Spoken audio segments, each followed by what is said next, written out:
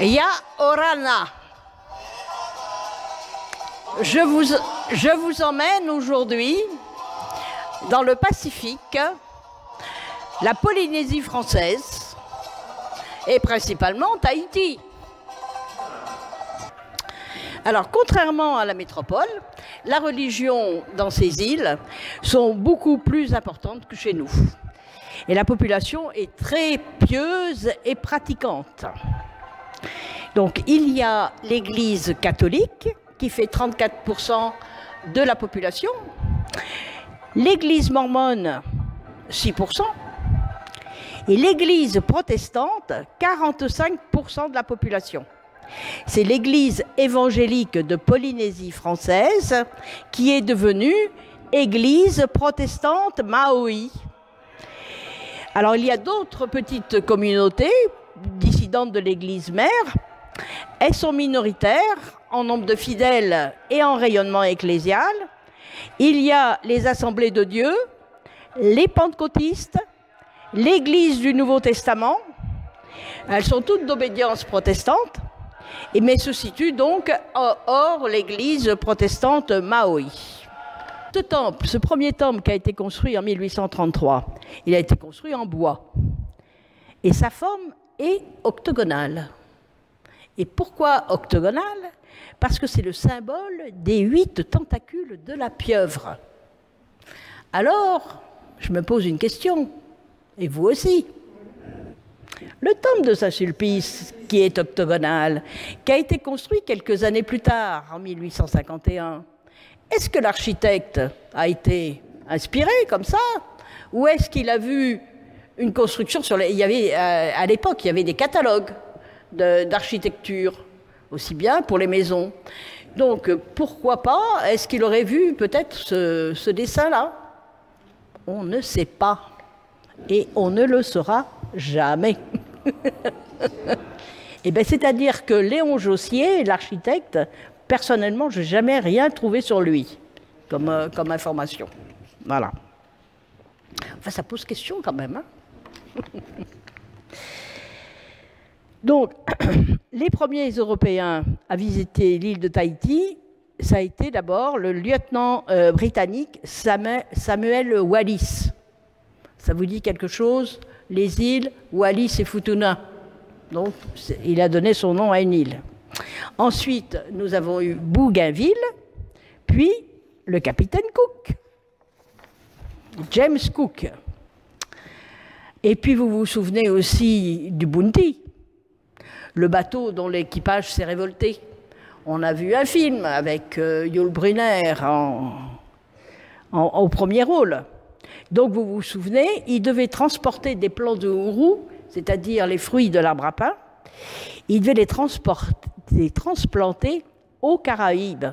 Mais le bateau n'est jamais arrivé à destination parce que l'équipage s'est révolté. Et justement, donc, ils sont restés sur place.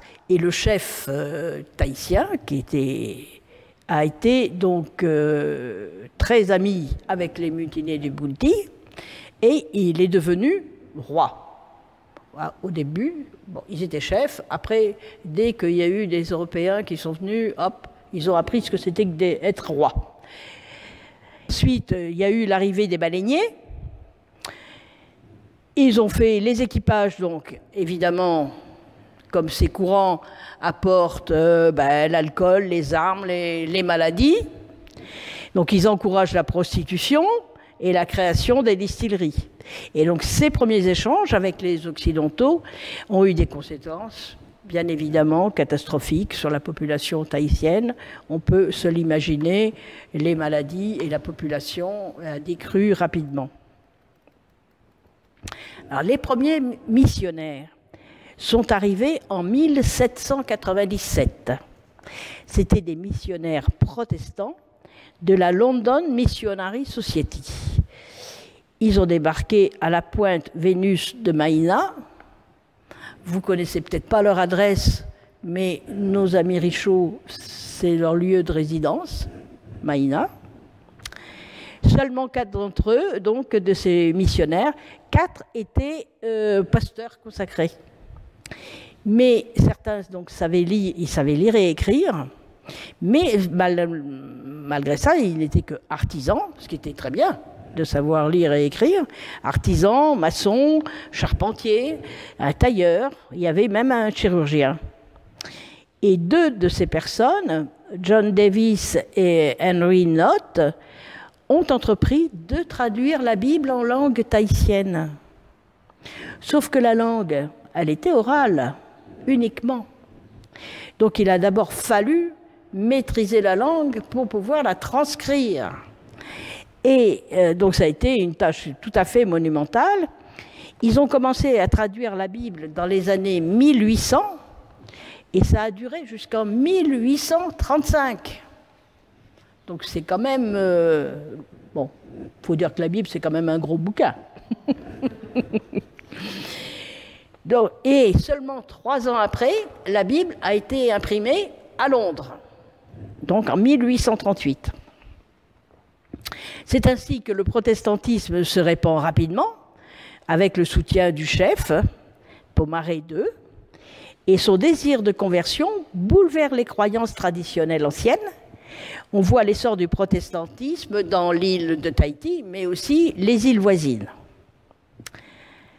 En 1817, les évangiles sont traduits en tahitien et enseignés dans les écoles qui sont tenues par les missionnaires. La promulgation des lois qui ont été écrites en tahitien, mais d'influence missionnaire, oblige les habitants à se conformer à la nouvelle éthique morale donc, de notre région qui s'appelle l'Europe. Donc, ces pauvres gens-là, n'est-ce pas, il fallait qu'ils portent des vêtements qui couvraient tout le corps. Ils ne pouvaient plus s'adonner aux jeux, les divertissements, les regroupements festifs et les danses qui étaient jugées obscènes. Il a fallu cesser le tatouage. Et le port des parures à fleurs était considéré comme indécente. Donc il n'est plus question de se vêtir d'un paréo. Donc les femmes portent des robes missionnaires. Vous savez, ces grandes robes qui sont bien serrées au cou et puis qui couvrent tous les bras et vont jusqu'aux pieds. Ça devait être très bien dans un pays chaud comme ça devait être... Donc, arrivent les Français qui implantent un protectorat. Donc, ils mettent fin à l'influence britannique et ils le remplacent par la Société des missions évangéliques de Paris.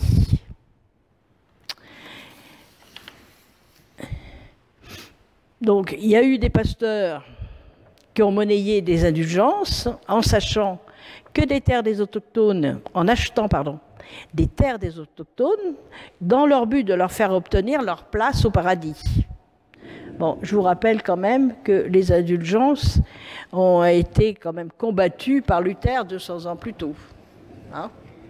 Voilà. Donc les parcelles acquises par les pasteurs au moment de son décès revenaient donc dans son héritage, revenaient à ses héritiers. Alors que les catholiques qui faisaient la même chose, là, quand il décédait, ça revenait à l'Église. C'était déjà un petit peu plus correct. Donc, les protestants, quand même, ont coiffé au poteau les catholiques, puisqu'ils étaient beaucoup plus. Et malgré cela, un prêtre catholique, en 1836, demandait à un chef que les enfants soient envoyés lui a envoyé à l'école, donc dans leurs écoles missionnaires. Et alors là, je vais vous lire ce que lui a répondu donc ce Tahitien. Il y a plus de 60 ans que les missionnaires anglais sont venus ici. Ils nous ont tourmentés pour nous faire entendre que notre religion était détestable. Nous avons fini par les croire et ils nous firent embrasser la leur. Nous avons donc renoncé aux croyances de nos pères pour adopter le protestantisme des Anglais. Nous nous trouvions bien et nous voulions nous y tenir. Mais voilà qu'à votre tour, avec une nouvelle religion, et non seulement la meilleure, mais la seule, l'unique, celle qui est la bonne. Les Anglais nous ont tenu absolument le même langage. Après les avoir écoutés à tort ou à raison, nous ne sommes pas mécontents du premier changement. Il viendra bientôt d'autres étrangers qui voudront eux-mêmes nous insinuer leur religion. Passer ainsi notre existence à changer de religion sans jamais nous fixer aucune, qu'est-ce que vous pensez que nous devons faire? Quant à moi, je finis par croire que si chaque nation a une religion, qui d'après elle est meilleure que celle du voisin, celle que nos pères nous ont enseignée était également bonne. Nous aurions dû la conserver sans écouter les discours des uns et des autres. Une trop grande mobilité finira par nous faire mépriser. De notre temps, l'Église évangélique de Polynésie française est dirigée depuis 1963 par des pasteurs polynésiens. Elle est donc rebaptisée Église protestante Maui en 2004 et elle est devenue une église indépendante. C'est à la suite de cette indépendance que Duro Rapoto, un intellectuel protestant maori, va créer au sein de son église une écriture cohérente et qui deviendra finalement, au sein de la société tahitienne, une alternative à l'écriture de l'Académie tahitienne. Donc ils ont pris eux-mêmes un style d'écriture propre à leur église. Donc l'église est organisée selon un principe de découpage territorial. Environ 80 paroisses sont regroupées dans 8 arrondissements au niveau de chaque archipel de la Polynésie, mais également en Nouvelle-Calédonie. Ces paroisses sont elles-mêmes divisées en groupes. Donc ce groupe est la structure de base de la vie paroissiale, dirigée par un ou plusieurs diacres, et leur conseil en assure la gestion. C'est le même principe que chez nous. Hein. Alors comment se déroule le culte? D'abord là-bas, les églises sont pleines.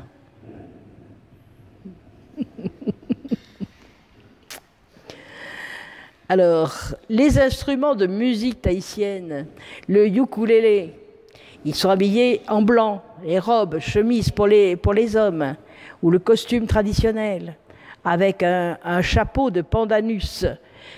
Pour les Polynésiens, vivre sa foi et vivre sa culture vont de pair. Exactement. Il ne faut pas chercher le pain ou le vin au moment de la communion. Le corps du Christ est souvent représenté par le taro, le manioc ou l'arbre du fruit à pain, tout simplement. Et nous avons aussi, donc, comme boisson, pour représenter le sang du Christ, eh bien, est représenté par de l'eau de coco. Oui. Donc, la France impose la langue française comme langue de l'administration, mais aussi pour l'enseignement. Donc l'Église protestante maori a pris la décision d'adopter sa propre écriture en assemblée synodale parce qu'elle se sent historiquement et légitimement dépositaire de la langue tahitienne qui est parlée partout dans ses 80 paroisses et dans les écoles du dimanche. Alors le mai, c'est le don. C'était le don annuel qui se passait. Le mai, ça s'écrit M-E, mais c'est parce que ça se passait au mois de mai. Et le don annuel est toute la journée et chacun venait, les uns après les autres, venaient apporter leur obole. Et maintenant, ça ne se fait plus comme ça. Alors, avec l'évolution de la société actuelle et le changement de mentalité, surtout avec l'impact du Centre d'expérimentation du Pacifique, la fête du mai, collective, colorée, regroupant toute la paroisse dans la joie de donner au Seigneur, s'est adaptée au monde d'aujourd'hui, avec des possibilités des familles protestantes polynésiennes qui n'ont pas forcément les moyens de participer financièrement à la cible fixée annuellement par leur groupe paroissial. Et il y a un jour qui est particulièrement fêté, c'est même un jour férié, qui est le 5 mars, donc c'était ce mois, hein, on n'a pas quitté notre mois encore. Donc c'est pour célébrer l'arrivée de l'Évangile à Tahiti. Donc en 2022, pour le 225e anniversaire, après 2 ans de restrictions sanitaires liées au Covid, les protestants ont répondu présents aux manifestations organisées par le protestantisme maori. Voilà ce dont je voulais vous parler ce matin.